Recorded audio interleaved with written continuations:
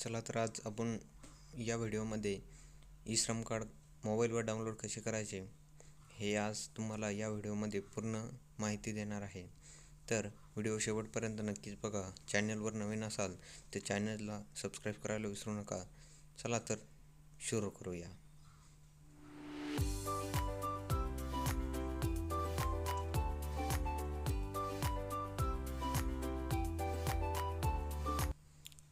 सर्वात प्रथम तुम्हाला गूगल क्रोम ओपन करायचं आहे। त्या ठिकाणी सर्चमध्ये तुम्हाला सर्च करायचं आहे ई श्रम कार्ड, बस एवढं सर्च करायचं आहे। हे सर्च केल्यानंतर तुमच्यासमोर फर्स्टवाली जी ई श्रम कार्डची ऑफिशियल वेबसाईट आहे तिला क्लिक करायचं आहे। ते क्लिक केल्यानंतर गो टू मेन पेज, तुमचं ऑफिशियल पेज ते ओपन होईल। तर तुम्हाला दिसेल हे पूर्ण डॅशबोर्ड आहे ई श्रम कार्डचा। या ठिकाणी तुम्ही उजव्या साईडच्या कोपऱ्याला बघू शकता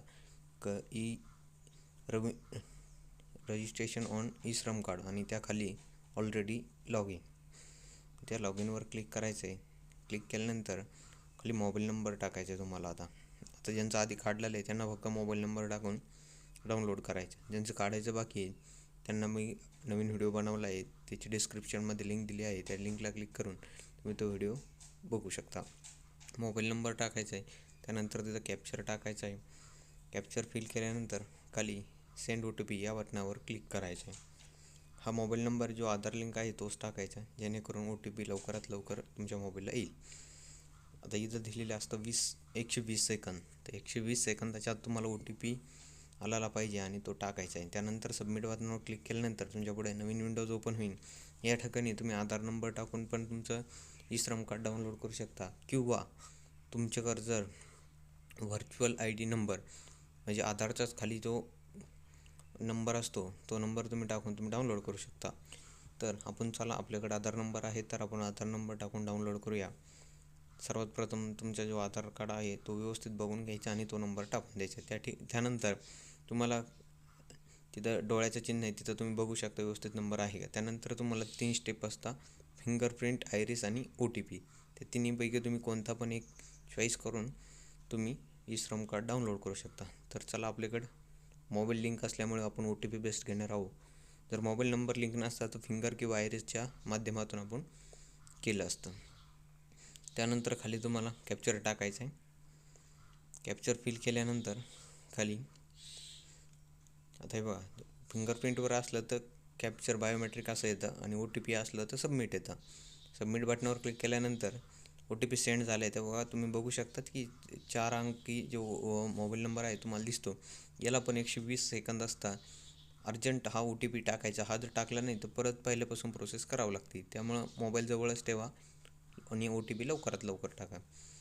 आता OTP टाकल्यानंतर पुढं अशा प्रकारे डॅशबोर्ड ओपन होतो। या ठिकाणी क्लिक हिअर इथं एक तुम्ही ऑप्शन ब्ल्यू कलरचं बघू शकता, इथं एक टिक मार्क येते, I do not want to be part of e Shram card. तर त्याला अजिबात काही करायचं नाही।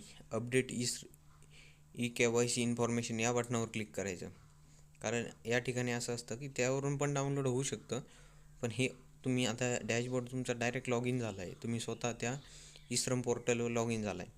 हे बघा, तिथं तुम्ही बघू शकता पूर्ण तुमच्यासमोर त्या ई श्रमचा डॅशबोर्ड। आता तुम्हाला कोणकोणत्या पेन्शन चालू आहे, क्रेडिट कार्ड फॅसिलिटी वगैरे, कोणत्या तुम्हाला ज्या फॅसिलिटी हव्या असेल त्या पेन्शन फॅसिलिटी आहे, फूड सिक्युरिटी आहे, एम्प्लॉयमेंट आहे, हे सगळं तुम्हाला बघू शकता। तुम्ही हे तुम्हाला कोणती सेवा चालू तुम्ही करू शकता।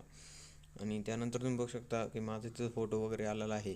त्यानंतर इथं तुम्ही बघू 3 नंबर डाउनलोड UAN कार्ड म्हणून ऑप्शन दिलेला आहे, त्याला क्लिक करायचं आहे।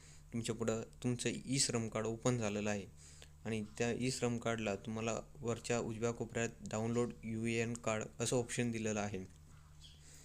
त्या ऑप्शनला क्लिक करून तुमच्या मोबाईलवरती PDF डाउनलोड होईल लगेच। PDF डाउनलोड झाल्यानंतर तुम्ही नजदीकच्या CSC सेंटर किंवा आपल्यासारख्या सेंटरला जाऊन ती प्रिंट करून घ्यायचं कार्ड आणि ते तुमच्याजवळ ठेवायचं आहे। लवकरात लवकर या ई श्रम कार्डवर भरपूर प्रकारच्या फॅसिलिटी येणार आहे, तर सर्वांनी ई श्रम कार्ड नक्की काढा, जेणेकरून तुम्हाला सरकारी योजनेचा लाभ मिळत जाईल। धन्यवाद।